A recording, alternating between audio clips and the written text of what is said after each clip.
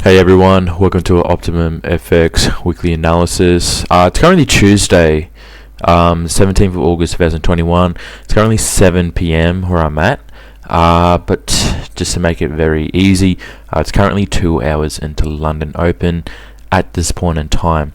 I'm briefly going to cover our major currency pairs. I'm going to be looking at gold, and have a look at oil as well, and I'll be looking at the Dow Jones. Firstly, I'll be looking at what macroeconomic data is going to be released across our major economies. Once we understand how the data can impact certain markets, we can map out potential trade ideas with the technical and fundamental confirms. So firstly, we'll go with the US. So Monday's already passed. There wasn't much data being released. Only important thing was N1 Empire State Manufacturing Index, which is well below market expectations, which is quite dovish for the US economy when it comes to the manufacturing side in New York. So moving on, but we do have to keep in mind that the manufacturing index, like, it's more or less a survey. It's like the Michigan Consumer Sentiment Index, like they're all surveys. And then in my opinion, like, it's not pure macroeconomic data, because when it's a survey, they're only targeting certain companies, right? They're not collecting data from every single company in that sector. Like, in my opinion, there's a narrative to it, towards it. But that's my opinion. I like to stick and mainly focus on something like retail sales, building permits, CPI, so inflation numbers, employment numbers. That's just the foundation of the economy, like the statistics of the economy. Anyway, moving on. On Tuesday, so today, in my session, we do have retail sales. So we have a look at what the consumer confidence at the US economy.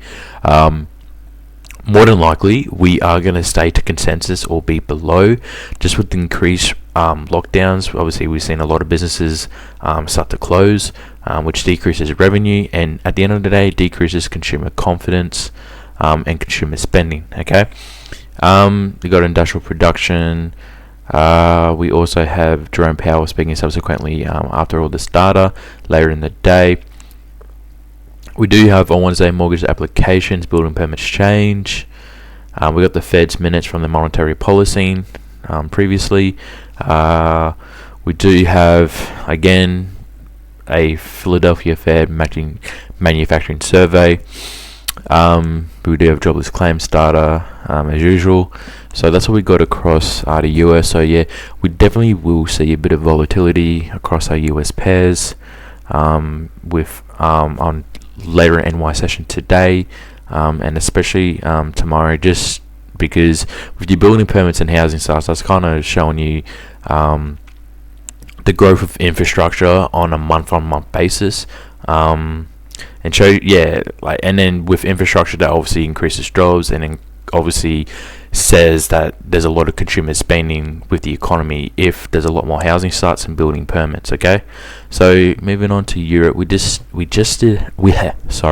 a tongue twister. We just had employment change numbers, preliminary employment change numbers, which was actually above consensus at 1.8%. We did have GDP numbers, preliminary numbers, just to keep that in mind. And that was actually below consensus on a year-on-year basis. Tomorrow we do have CPI numbers coming out, so inflation numbers coming out, and we do have construction output numbers. On Thursday we do have current account, and that's essentially Europe for the week. We did have pretty hawkish data in regards to employment numbers throughout the UK economy. We can look at the chart shortly and understand how that impacted the markets. We do on Wednesday. We got plenty of data coming out. We got inflation numbers coming out, CPI, PPI, which is the inverse of CPI. Instead of how much the consumers are paying, it's more or less the producers are paying for goods and services. Retail price index, and then to end the week, we do have retail sales. Okay, with Japan. We did have GDP numbers, which is actually quite hawkish. It was actually quite hawkish, above consensus. We did have industrial production numbers come out earlier today in Asia session. We've got import and exports data coming out coming out tomorrow. So this will be early in Asia session. On Wednesday, it's not really too impactful, and we do have CPI, ex-food and energy numbers coming out in Japan on Thursday, which will be released like early on Friday, just to confuse everyone. So on Monday we do have manufacturing sales in Canada. Moving on, we got CPI numbers in Canada as well. We got, and to end the week we do have retail sales. In Australia we do have the RBA meeting minutes. On Wednesday we do have wage price index numbers. So yeah, we can actually identify if there's actually been any inflationary pressures in regards to wages. And then on Thursday, subsequently to that, we do have employment numbers, and we do have RBA member Kent speaking. Okay, so that's enough of the macroeconomic data. We're going to cover major currency pairs. I don't want this video to go for too long because it just drags out. And to be honest, I don't really know how many people actually stick and watch the whole thing, so I'm going to go through this really quickly. So on a fundamental basis, let's just cover the fundamentals first. We understand there's a strong risk off sentiment, obviously due to the increased COVID variants, like the Delta variant, which has caused a lot more businesses to close down, which decreases consumer confidence. Okay, we see a lot of places close down, restaurants closing down, cinemas being closed down. There's only a certain amount of people allowed at certain retail shops at a time, and essentially, like, the economy is encouraging everyone, well, the government is encouraging everyone just to stay indoors, which is actually bad for the economy, because the economy can't really flourish or expand with all these restrictions in place. So the only other fundamental catalyst that we do have Middle Eastern tensions. We did have the Taliban taking over the Afghan government, which is why I brought up oil. So I'll digest quickly and understand how that can impact oil. Okay, my idea for oil, I'm very long-term bullish on oil, especially with this Middle Eastern tensions. I'll dive in why once I cover that. So as we can see, let's quickly cover the Aussie first. Okay, we can quickly see that we have just we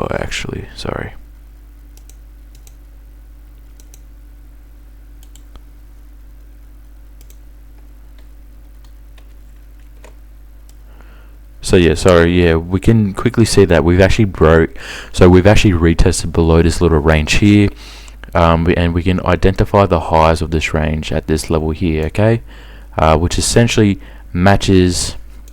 So we did get a nice retest at the previous order block low. We can identify a lot more selling pressure, obviously with the risk off sentiment, because we do have the fundamental confirms as to why the Australian dollar has been selling off.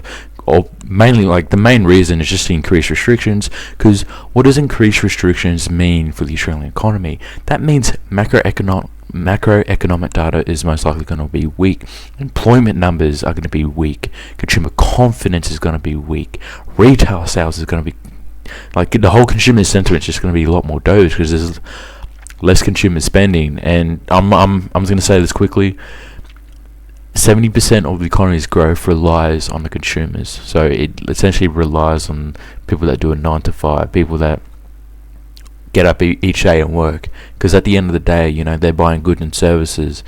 They're going out. They're buying groceries. They're filling up their car with fuel. They buy all the products, and then they're all consumers at the end of the day. So just really got to keep that in mind. So as we can see, there's been strong selling pressure, and we can definitely, once we go to the US dollar chart, we can definitely recognize the dollar has been rallying. But let's currently just focus on the Australian dollar. Okay, so right now we actually have broken below this range, and this is showing a lot more sell side liquidity. Okay, obviously failing to break above and play around this range. Some strong retests at this liquidity level. Now that we push down here, So let me quickly do this better. So yeah, now that we push down here, so you can definitely recognize this, right? Like we can definitely recognize this range here. Okay, so what I'm really liking is if we can get some nice candle body closures, like if we can get some 30-minute 1-hour closures behind this liquidity zone, roughly at roughly about 73 flat. Okay, 73 flat.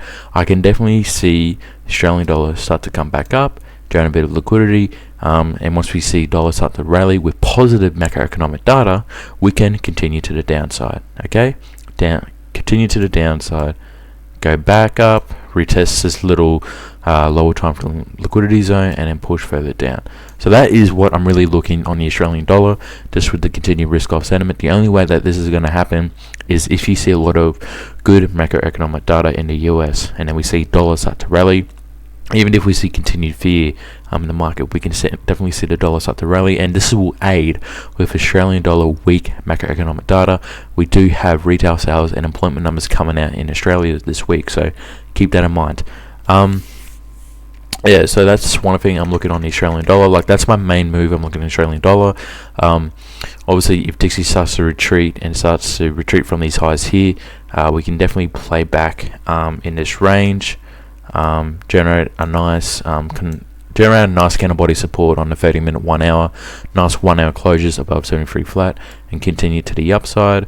And then you probably want to target this little liquidity zone here. So you probably want to target with these candle body closures here, probably retest here, come back up, play in the range, probably match these highs here, and then it's whether we get strong macroeconomic data which can continue with our longs. Obviously that is a very long-term play for us to come back up to this range. Like, you'd need to see a lot of strong data and a lot of Dixie weakness. So that's my bias on the Australian dollar. I'm mainly looking for sells right now because I'm really liking how we just pushed below 73 flat for continued sells. US, let me look at euro dollar. So quickly, I'll put my levels back on. Okay, yeah, so quickly let's just have a look at the clean chart, right? So we did get some nice closures, like retest below 176 117,600. Okay, we did get some nice closures below here at this little higher time frame consolidation area. We did push down, but we didn't get enough pressure to continue to the downside. This is just a Friday upswing. Okay, what I'm really looking for now, because I'm shorting, like, with this continued risk off sentiment, all these fees in the market, identifying that Australian dollar has retested below this little liquidity zone. More than likely, if euro dollar comes below and you get some nice candle body retests and matches up with this little range here, we can continue to the downside. Okay, so what I'm really looking at is if we can remain below this little liquidity level, roughly at 117, essentially 117, like 650. So if we can actually remain below that area, get some nice 30-minute 1 hour closures below there, 4 hour closures below there, fails to break above 117,650, we can definitely continue to the upside. Okay, once we retest below this little range here, this was just just some, like, to me this is just a minor pullback for the actual move that's going to happen. But this is only going to happen if you see continued risk off sentiment in the market. You see weak macroeconomic data, which doesn't really aid with the employment numbers that did come out. But if we see continued fear in the market, we can definitely take some continued sells.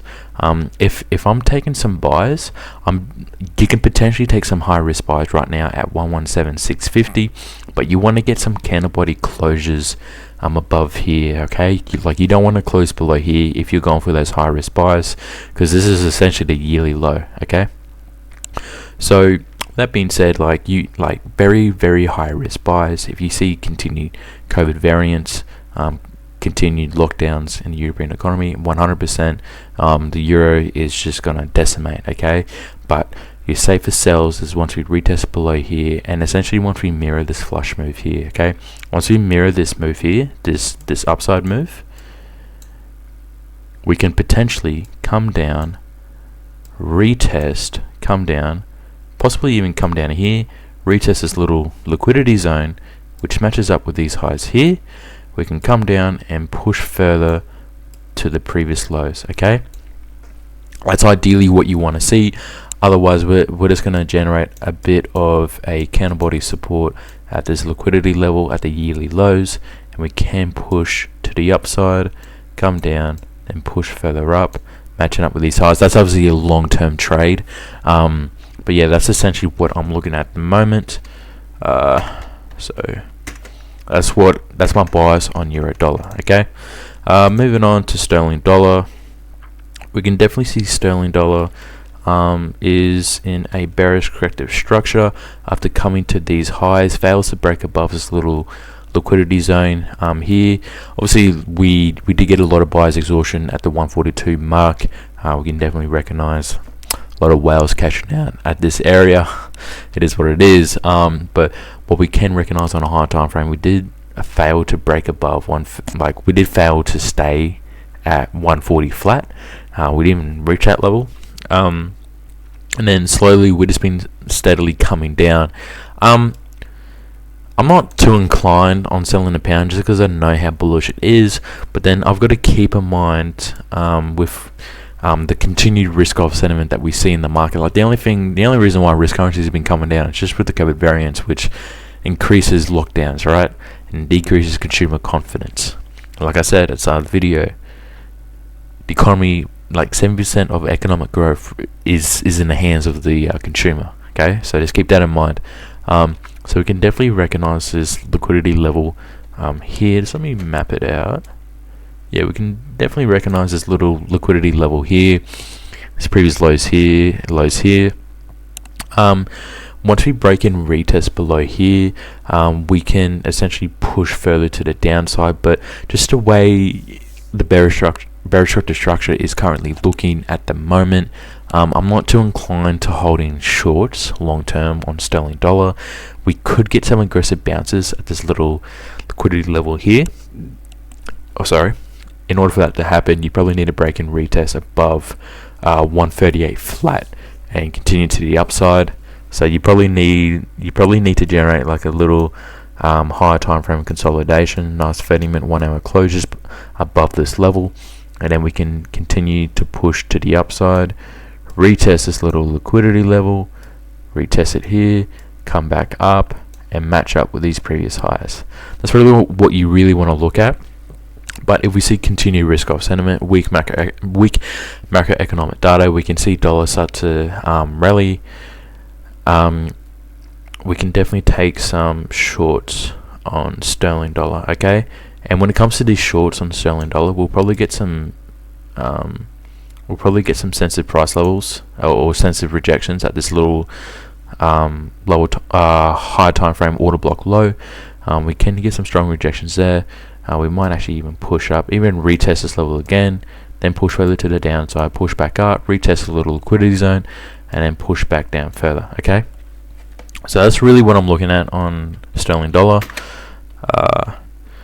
So it's potentially like the only way you're going to see this is with weak macroeconomic data, but you have to look at the charts and identify where there's buyers exhaustion, sellers exhaustion, and obviously buy sell side momentum.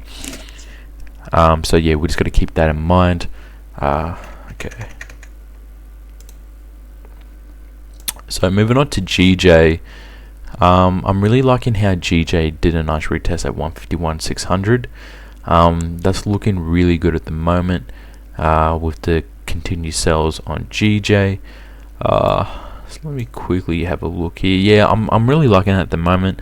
I can't really,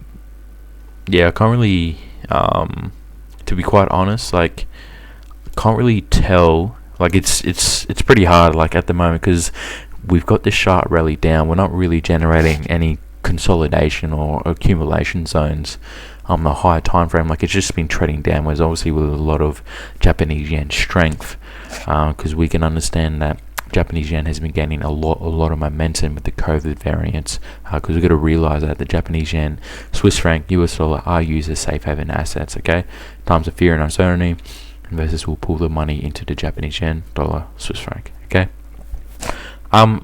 yeah, so it's pretty hard. It's pretty hard at the moment. We are at these previous lows here. So we just got to keep that in mind. Yeah, we are currently at these previous lows here.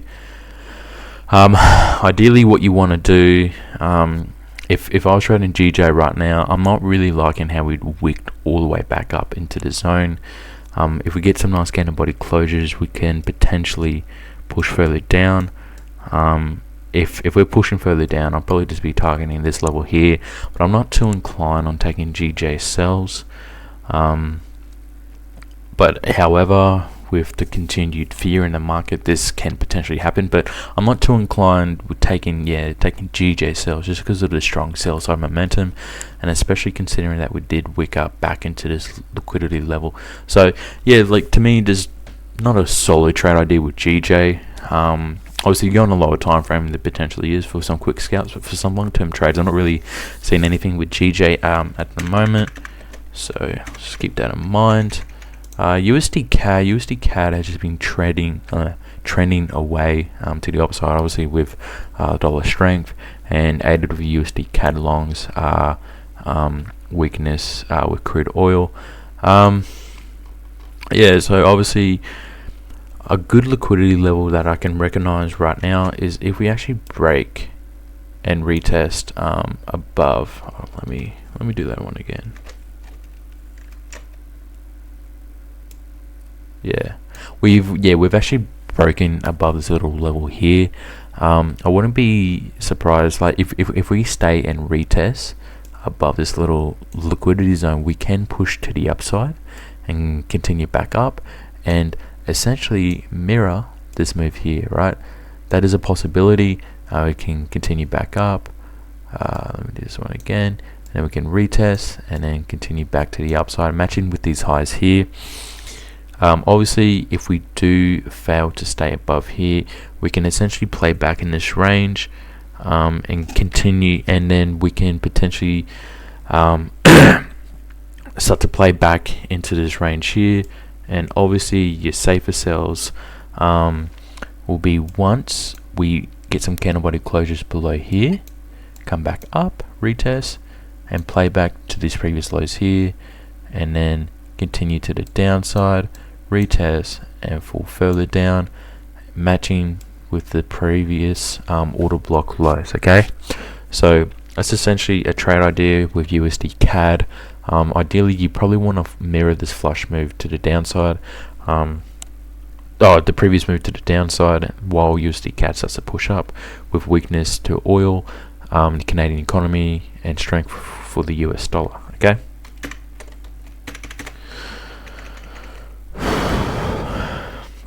So moving on to dollar, we can see we're actually starting to come back up. Like, we're starting to come back up slowly to this high here. We did actually get some strong rejections, which, like, prior to the CPI numbers, CPI numbers were status quo, which showed a lot more selling pressure against the dollar because they're not where they need to be to start to taper and start to hike interest rates. Obviously, inflation numbers aren't steady yet, and employment numbers aren't at pre-pandemic levels yet. So obviously, we can see a lot more sales. Like, we saw a lot of sell side pressure with the dollar. Okay. So with that being said, with the current market structure that we're seeing at the moment, I probably really want to wait to see if we can potentially play back in this range here. Okay, if we play back in this range here, so play back here in this range. Let me undo that. So if we can play back in this little range here, what I'm really liking for US dollar is to come back in this range, get some nice 30-minute, 1 hour, 4 hour candle body closures in this little range here, consolidate, identify like a high time frame support, and continue back to the upside. The only way you're going to see this happen, and then potentially break and retest here. Otherwise, we're going to get some strong rejections. We're going to come back up here, and then just come down, right? Come down, retest, come back down, retest below this little liquidity zone, and push further down. Okay, so we can fundamentally the only way you're actually going to see this happen if US macroeconomic data is actually quite strong, because if US macro data is strong, like I said just before, that means the Fed can start tapering soon, which means they can remove more liquidity from the market, which means they can start to hike interest rates soon. But you're only going to see that if you get good employment and good inflation numbers, essentially data that is aligned with the pre-pandemic levels. Okay, so that's all you fundamentally, that's the only way the US dollar is going to continue and break above this little key level of interest. Okay, so just keep that in mind. But yeah, that's my bias on US dollar.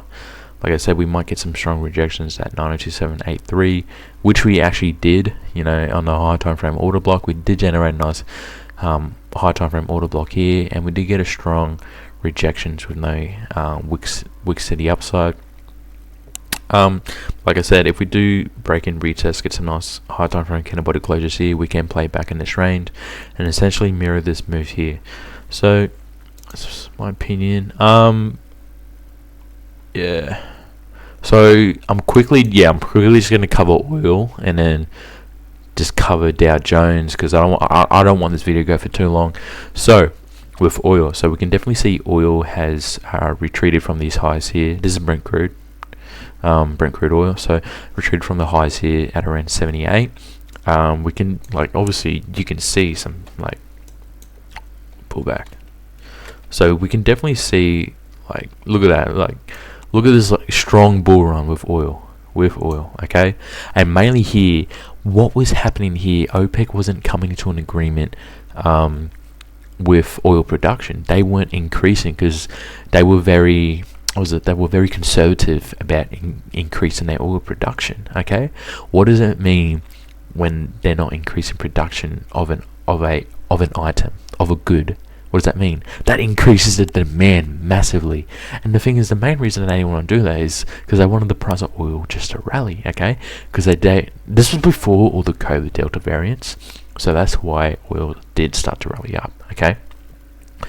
So, with that being said, obviously there was high demand, there was less restrictions were easing, UK was going into a full recovery of easing of all the restrictions in place. So what does that mean? That means consumer confidence is rallying. More people, obviously, so consumer confidence is rallying. They're opening up a lot more facilities, opening up a lot more shops.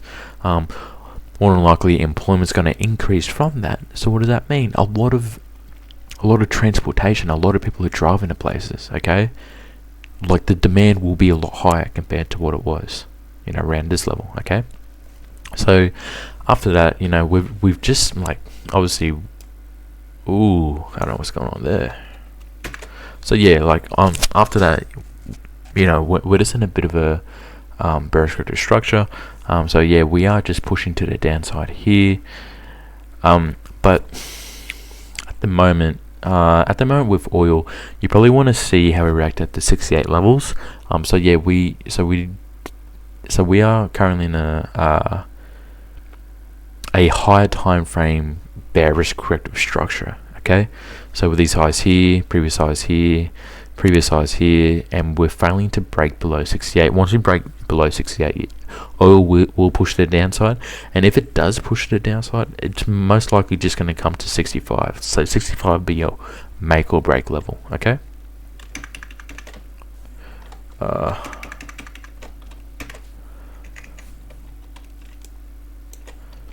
So 65 will be your make or break level. If we get some nice candle body closures above 68, we can continue back to the upside. To me, this is just a whale just cashing out of their positions. Obviously, we have Middle Eastern tensions, so let me bring up Middle Eastern tensions, okay? So with continued Middle Eastern tensions, we can definitely see a lot more demand with oil. Okay, the main reason oil has just been trading down, so I'll explain to you my opinion as to why oil has been trending down. Sorry, oil has mainly been trending down. It's just due to the COVID Delta variants. Okay, so what happened here? There wasn't any COVID Delta variants. There was COVID in place, but all the economies were slowly opening back up. Okay, opening back up. What does that mean? And then you also have OPEC arguing and having disagreements of when to increase the production of oil, because they want to be very conservative. They want to have a ton of profits. Okay, so what we have here, OPEC doesn't agree to increase production. The demand is a lot higher. Economies starting to open up. COVID variants, we can definitely see. So with the COVID variants, we can definitely see oil start to sell off. Okay, buyers cashing out of their positions, and then with the Middle Eastern tensions, okay, like Saudi Arabia is a big producer of oil. Okay, a lot of Middle Eastern countries are. Okay, so with that being said, if we do see some Middle Eastern tensions, we do see some tensions between other Middle Eastern countries, we can potentially see some attacks on petroleum factories. Okay, if we do see some attacks on petroleum factories, that is great for oil traders. It's bad, it's bad overall for people and those economies, but it's great for oil, because if they're attacking petroleum factories, obviously that's going to limit the supply of oil and increase the demand. Okay, the only way oil is going to keep pushing further below to 68 to potentially 65 is if you see continued lockdowns, like even more stricter lockdowns. Okay, that is the only way that you're going to go back down to 65. Alright, that is the only way. That's the only possible way. Other than that, if we do see some Middle Eastern tensions, economies start to open back up, COVID variants start to be controlled, we can definitely see oil start to come back up, and this is just essentially a lower high on the grand scheme. Okay, it's essentially looking at US equities right now. We're just pulling back. Okay, strong bullish structure. So that is fundamentally why oil can come down or continue back up. I'm going to cut this video.